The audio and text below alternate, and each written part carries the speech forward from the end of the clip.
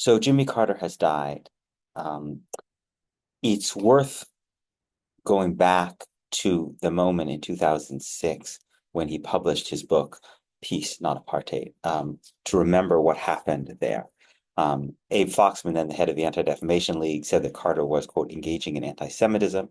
Deborah Lipstadt, went on to be appointed by a Democratic president to be the anti-Semitism czar, wrote a column in the Washington Post entitled Jimmy Carter's Jewish Problem. Carter was attacked by Nancy Pelosi and Bill Clinton. His book was attacked in reviews in the New York Times and Slate. In large measure for using the term apartheid, a term which has now been endorsed by Israel's own leading human rights organizations, B'Tselem and Yesh Din, and by the most prominent human rights organizations in the world, Amnesty International and Human Rights Watch. A couple of years ago, I did a newsletter actually suggesting that the leaders in the organized American Jewish community, like Foxman, but also American politicians like Clinton and Pelosi, should offer a public apology to Jimmy Carter. I quoted at that time a line from Tractate Yoma in the Babylonian Talmud: "Great is repentance which hastens redemption." That I think there are a great number of people who need to do tshuva, who need to ask for forgiveness for their attacks on Carter, for saying things that have been deeply vindicated by the course of events in the years since then. And in fact, if you look back at them, seem extremely tame, because it's worth remembering that Carter wasn't actually accusing Israel of being an apartheid state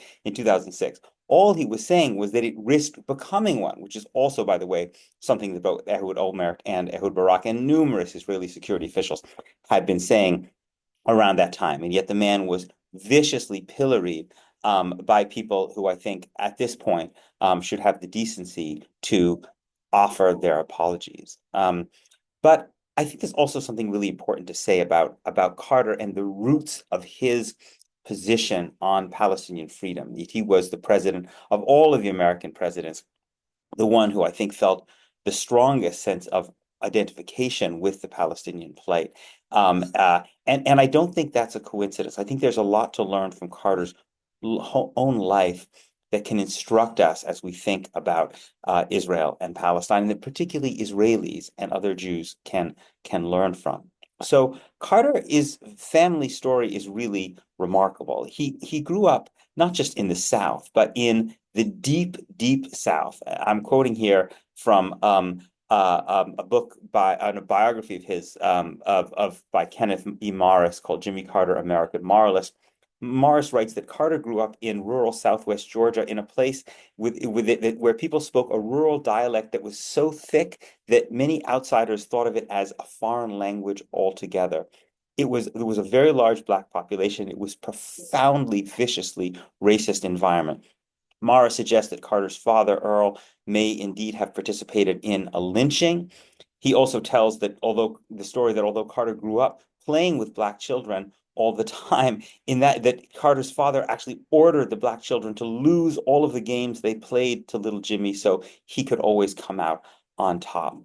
And to understand the fact that Carter was the president who took this position on Palestinian freedom, and not a perfect position, but much more progressive than most of the other presidents, you have to understand that it's an outgrowth of his experience as a white Southerner turning against his own community, his own people, to support civil rights. In 1953, when Carter was a young businessman, he refused to join the racist concerned Citizens Council that led to a boycott by whites in the town of his business.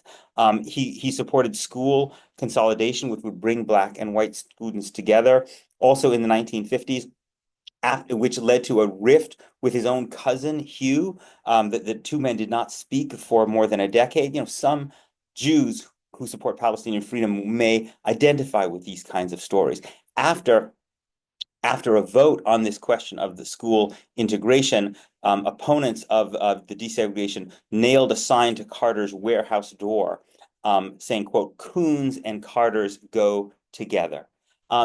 Carter's key political moment in his political career in Georgia was in January 1971, when he became after when in his gubernatorial inaugural speech he denounced segregation. That was when Time magazine put him on the cover, and this completely obscure governor began to launch the political career that would allow him to this upset victory in the 1976 presidential campaign.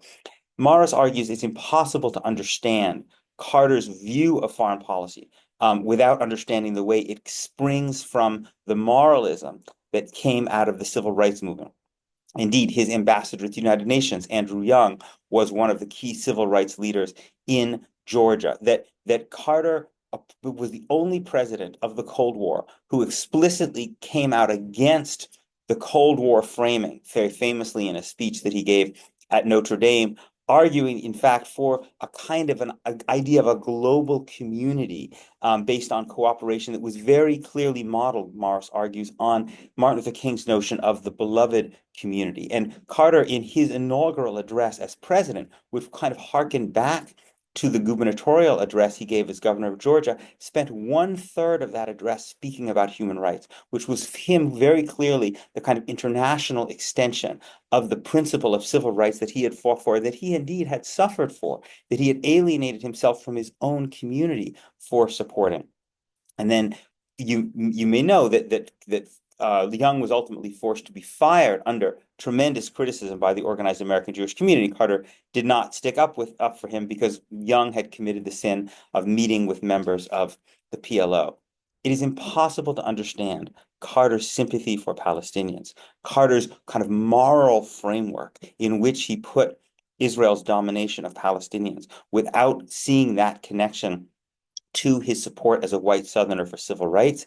And I think one of the things that we should think about as we mourn Jimmy Carter is him as a model for Israeli and other Jews. Carter risked something. He risked the opprobrium of his own community, his own people, to come out for civil rights. And that became the basis of his entire political worldview. So it's not just that Carter has been proven right in his criticism of Israel's policies for the Palestinians. It's also that in Carter's own life, in his own moral courage, we see a model for the moral courage that is necessary by Jews today to be willing to take positions that will alienate us for our community because we believe in the central moral principle to which Carter devoted much of his life, the principle of human equality, the principle of human dignity of all people, irrespective of their religion, their ethnicity, or their race.